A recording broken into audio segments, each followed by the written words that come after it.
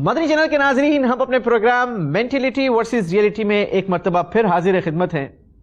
Research कहती है कि इंसान के दिमाग में रोजाना तकरीबन 60,000 ख्यालात आते हैं। इनमें से नेगेटिव भी होते हैं और बहुत सारे पॉजिटिव भी होते हैं। सोचने की बात यह है कि मनफी ख्यालात ये हमारे पॉजिटिव ख्यालात पर किस तरीके से आगे बढ़ जाते हैं, हावी हो जाते हैं।